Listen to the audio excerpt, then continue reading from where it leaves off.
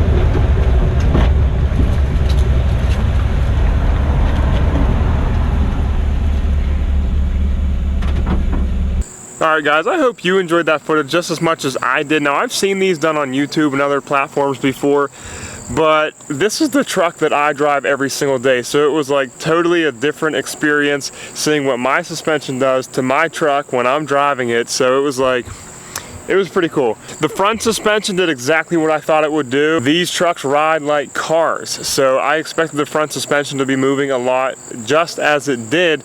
The rear of the truck is actually what surprised me the most, because it's a truck. I know it's only a half-ton truck, but regardless, it is still a truck, and trucks can haul payload, they haul weight, heavy things, they can haul stuff. And I expected the rear of the truck to be much more stiff than it was, but really the axle, the leaf springs, it was moving like jello the entire time. So that was super cool to see, in my opinion. I hope you guys liked it.